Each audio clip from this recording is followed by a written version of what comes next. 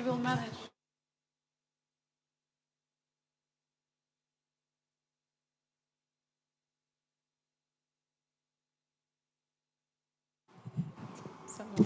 Ah, micro, je me... Oui, bon après-midi à tous, les représentants des médias maintenant ici dans la salle, mais aussi en ligne. Merci de participer à cette conférence de presse qui clôture la ministérielle et le forum global de l'Organisation de coopération et de développement économique. Nous sommes très heureux de vous accueillir et de pouvoir vous communiquer les résultats de cet important événement que le Luxembourg a eu l'honneur d'organiser ensemble avec l'OCDE et de co-présider ensemble avec la Colombie, les États-Unis, la France et la Lituanie. Le moment peut-être déclencheur de cette initiative, c'était certainement le 6 janvier, lorsque l'attaque sur le Capitole américain a eu lieu et qui nous a vraiment rappelé à tous que nos démocraties peuvent être en danger du jour au lendemain. Et le monde a fait face à de nombreuses crises entre-temps et pendant ce même moment, que ce soit la crise du Covid ou actuellement la guerre injustifiée que mène la Russie en Ukraine. Tout cela montre la montée des populismes qui est possible très rapidement, les mouvements communautaristes et qui risquent aussi de traduire la perte de confiance des citoyens dans les valeurs démocratiques. L'OCDE, ses membres et pays partenaires s'emploient à renverser ces tendances et à rétablir la confiance dans nos institutions. Je profite de l'occasion pour remercier Madame la secrétaire générale adjointe pour son engagement et sa dévotion à ces efforts.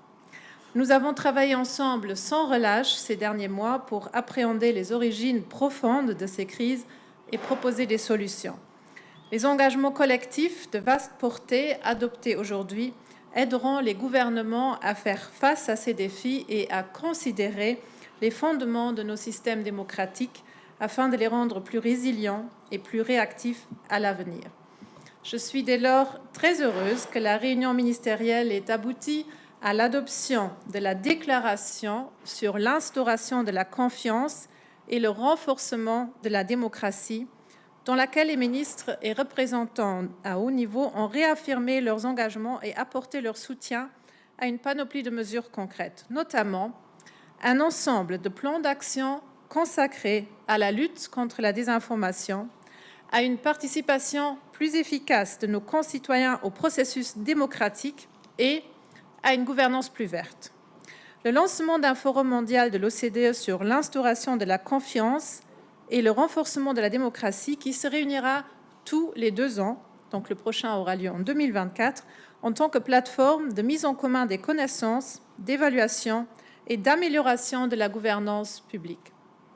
Le lancement d'un centre de ressources de l'OCDE sur la désinformation, où déjà un certain nombre de pays, dont le Luxembourg, s'est engagé à financer ce centre de ressources. Finalement, une enquête a mené tous les 2 ans dans les pays membres de l'OCDE sur les déterminants de la confiance dans les institutions publiques. Encore une fois, un grand merci à l'OCDE, à tous les participants à cet important événement, et je donne la parole à la secrétaire générale adjointe, Kerri-Ann Jones. Merci. I will speak in English. Thank you, ladies and gentlemen from the media, for being here in person and those of you online.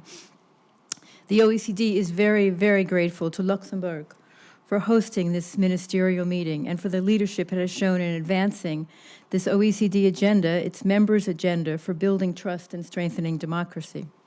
I would like to particularly thank Minister Tanson for her work. We've had a great partnership between our teams. This meeting comes at a very historic moment where, as the minister has said, our democracies are under increasing pressure from both within and from outside. Many things show us this. Lower voter turnout in some countries, greater political polarization, and a larger and larger group of citizens dissociating themselves from traditional democratic processes. These pose significant threats to our democracies. This is happening even in the most well-established democracies, and they're testing institutions, and they're hindering our government's ability to deliver services to citizens. At the same time, there is the backdrop of major global disruptions, such as the pandemic, Russia's war of aggression against Ukraine, and climate change, making all of this much, much harder.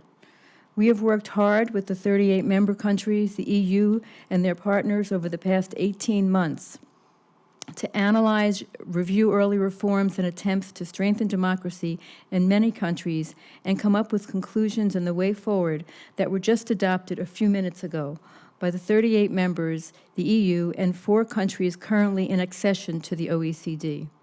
This is a milestone for OECD, and it is just the beginning of these efforts. At this complex moment of our country's democratic life, the ministers have strongly reiterated their country's commitment to the core values of democracy, as well as deepening and protecting their democratic societies. We look forward to working on this ambitious agenda. This includes continuing to monitor and analyze the drivers of trust in public institutions through the OECD survey on the drivers of trust in public institutions. The first survey was conducted in 2021, published in 2022, and it served as an important document for these discussions. 22 countries participated in that survey. Now, there are more and more countries who want to participate. Germany has just announced that they will participate in the next survey, and we are expecting more countries to make their announcements. So we look forward to your questions and to working on this very important initiative together with all members of the OECD. Thank you. Voilà. Est-ce que vous avez des questions? Do you have questions?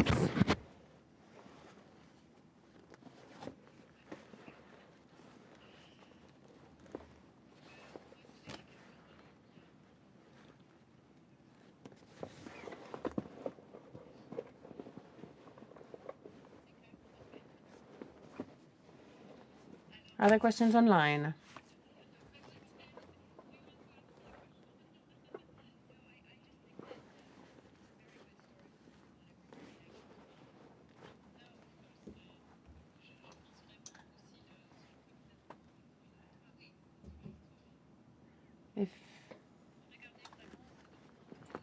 Look at this document. We're all going to study it again. We have studied it already, but Luxembourg is one of the countries that has taken part in it. And it's a very good indicator of the trust of the population and the citizens in the different institutions. It also shows that there is a lack of trust at present. Luxembourg is in a quite good position, but all the same, it is a very useful instrument for us to help us emphasize the elements, to highlight the elements that need to be further strengthened. One of the elements that I found the most challenging is that there is less confidence in the information media, in the news media. It varies from one country to the other, but it's largely under 50%. For the representatives of the Luxembourg press, well, it's quite good. The level of trust in the Luxembourg press is quite good, but there are disparities between trust in the national levels and the local levels. We see that the local government levels are higher than the levels of confidence in national governments. And one last point, which we discussed a lot during these 2 days, because green governance was one of the strong points of this global forum. It was very important because we dealt with this question at the level of the ministers of the environment, but also among ministers responsible for more general fields. And we can see that citizens really want the government to engage into the fight against climate change, and they're a bit desperate, and they don't trust in the capacity of the governments to succeed in that struggle, and that fight. So I see a lot of potential for improvement for the governments that have participated and for the governments which are going to participate in the next edition. That was just improved, the Declaration on Building Trust and Reinforcing Democracy, the Luxembourg Declaration. So it has the full name and then the name of our hosts who have been gracious and really very strong partners in all of this. Thank you very much. Merci beaucoup, Kerri-Ann. OK. S'il n'y a plus de questions, je vous remercie. If there are no further questions, it will remain available in case you need additional information.